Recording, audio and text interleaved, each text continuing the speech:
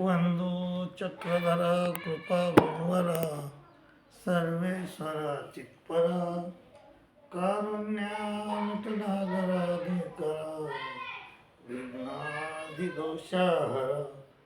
संबंधे जडजीव तारुण्यवरा कुता कुता हि धरा धातारा करुणा करा वरमते द्यावी भूभुजरा सर्वज्ञ श्री चक्रधर स्वामी की जय.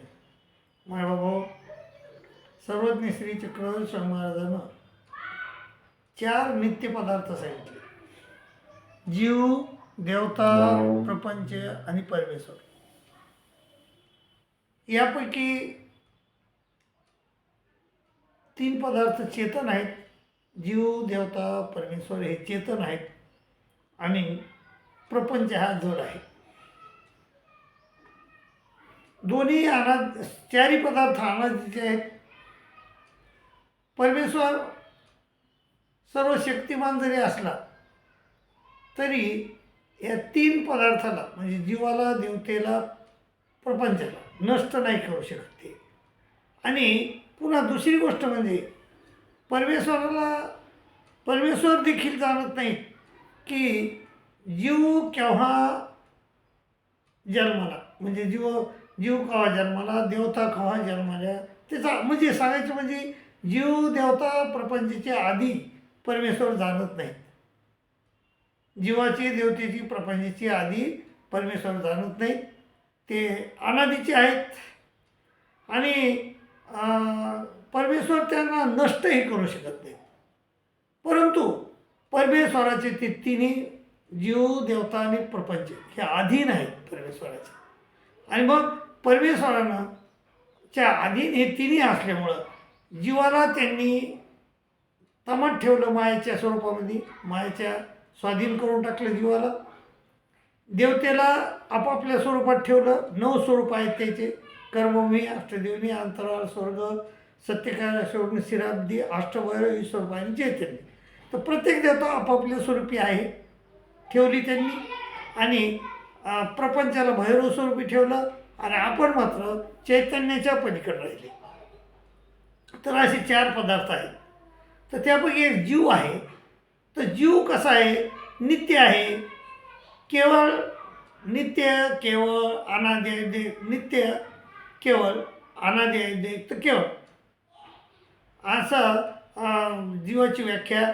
नित्य असं देवानं श्री चक्रधर स्वामी महाराजांनं तर जीवाची व्याख्या केलेली आहे. आणि गीतेमध्ये देखील जीवाची व्याख्या कशी केली?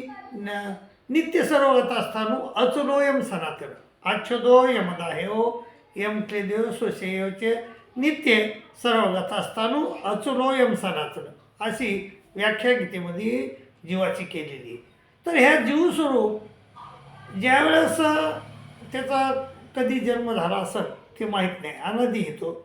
पण त्याच्या स्वरूपावर मूळचाच दोष आहे, तो म्हणजे अनादी अध्याय. अनादी अध्याय हा त्या जीवस्वरूपावर लागलेला मूळचाच दोष आहे. आणि अनादी अध्याय म्हणजे अनादीची आहे ती बी. जसा जीव अनादी आहे तशी ती अयोध्या बी अनादीची आहे. आणि तिचा नाश फक्त परमेश्वरच करू शकतात, कोणीही करू शकत नाही. मग अशी हे अनादी अध्याय तिचा म्हणजे मी त्याचा अर्थ म्हणजे सगळ्यांनाच अर्थ असा लावला आहे की अनादी अध्याय म्हणजे जीव स्वरूपावर असलेला मूळचा दोष. मग ज्यावेळेस तो जन्माला त्या जसा महावाक्य प्रकरणात सांगितलं की साळी सळकोंडा, म्हणजे साळी जन्मात जन्मली असेल त्यावेळेस तो कोंडा जन्मतो त्या साळीबरोबर. त्याप्रमाणे जेव्हा जीव जन्माला किंवा जेव्हा जन्माचा उगम झाला जीवाचा त्यावेळेस तो अनादी अध्याय त्याला लागली. तर अनादी अध्याय म्हणजे जीव स्वरूपावर असलेला मूळचा दोष. आणि अनादी अध्याय जीवाला असल्यामुळं तसं तर परमेश्वर जीवाला तमातच आनंद द्यायला तयार होते, त्याला आनंद द्यायला तयार होते. परंतु नंतर त्याने पाहिलं की जीवाला अनादी अध्याय लागलेली आहे आणि त्याचं स्वरूप त्यामुळं आदमती, आदगती, आदरती झालेलं आहे. त्यामुळं तो आनंद घेऊ शकला नाही. आणि त्यामुळं ह्या अनाद्यामुळंच म्हणजे जीवाला प्रपंचात यावं लागलं, परमेश्वराला प्रपंच रचावं लागला आणि प्रपंचात जीवाला आणावं लागलं. त्या जीवावर एवढ्या प्रक्रिया करून त्याला इथं आणावं लागलं. पुन्हा स्वतः परमेश्वराला इथं यावं लागतंय, प्रत्येक वेळेस त्याला ज्ञान द्यावं लागतंय. तरीही तो उद्धरून जात नाही, तरी तो अनाद्याची निघत नाही. इतकी अनाद्य म्हणजे इतकी म्हणजे दुस्तर आहे. तर 5 पिशी आहेत जीवस्वरूपावर आणि ते अनाद्यच नाही.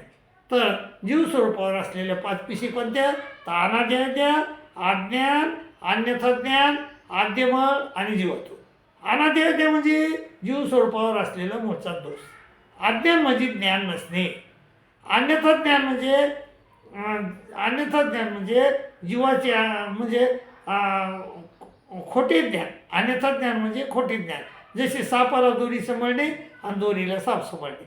आणि आद्यमळ म्हणजे जीवस्वरूपावर असलेला जीवाचा आणि संलग्नाचा संकोच. आद्यमळ म्हणजे काय? जीवाचा संलग्नाचा संकोच. आणि जीवत्व म्हणजे सुखदुःख ग्राहकता. अनाद्यामुळं जीव अज्ञानी झाला, अज्ञानामुळं अन्यथा ज्ञानी झाला, अन्यथा ज्ञानामुळं त्याला आद्यमळ लागला, आद्यमळामुळं जीवत्व आलं. अशा गोष्टी त्याच्या झाल्या आणि तो सुखदुःख त्याला आलं. माझ्या बाबा अशा ह्या 5 पिशी जीवस्वरूपावर आहेत. तर सगळ्यात खालचं मडकं म्हणजे अनाद्य आहे. अनाद्यावर अज्ञान, अन्यथा ज्ञान, आद्यमळ आणि जीवत्व असे 4 मडके आहेत. आणि तळीची लहानीतल्या वरचील पडे उतरणी गडबडे. मग अनाद्याचा छेद जेव्हा परमेश्वर करतात त्यावेळेस अज्ञान, अन्यथा ज्ञान आणि जीवत्व हे निघून जाते. अज्ञान, अन्यथा ज्ञान, आद्यमळ आणि जीवत्व ह्या 4 पिशी आपण मध्येच गळून जातात. जसे खालचं मडकं फोडलं की वरचे 4 मडके आपण मध्ये फुटले जातात. त्याप्रमाणे अनाद्य छेदली की अज्ञान, अन्यथा ज्ञान, आद्यमळ आणि जीवत्व हे आपण मध्ये निघून जाते. तर याप्रमाणे ही मायबापो जीवस्वरूपावर लागलेल्या 5 पिशी आहेत. तर ह्या 5 पिशीचं ज्ञान आपल्याला असणं गरजेचं आहे. आणि 5 पिशी म्हणजे अनाद्या जोपर्यंत आपली निघत नाही तोपर्यंत आपल्याला परमेश्वरी मोक्ष मिळत नाही. परमेश्वर आपल्याला त्याच्याजवळ घेत नाही. आणि मग आपण ज्यावेळेस अस्थिपरीचं आचरण करू मग आपल्याला सुखी श्रीमंताच्या घरी जन्म होईल. तिथून परमेश्वर काढून घेऊन जातात. मग त्याला अप्रोक्ष ज्ञान, सामान्य ज्ञान, विशेष ज्ञान देतात. अनाद्याचा छेद करतात आणि मग नंतर परमेश्वर आपल्याला स्वस्वरूपी मिळवून घेतात, स्वस्वरूपी लीन करून घेतात. बाबा याप्रमाणे हे 4 म्हणजे 5 पिशीचं ज्ञान माझ्या अल्पमतीप्रमाणे तुम्हाला सांगितलं. ते तुम्हाला पटलं तर या आपल्या चॅनलला सबस्क्राईब करा, शेअर करा, लाईक करा आणि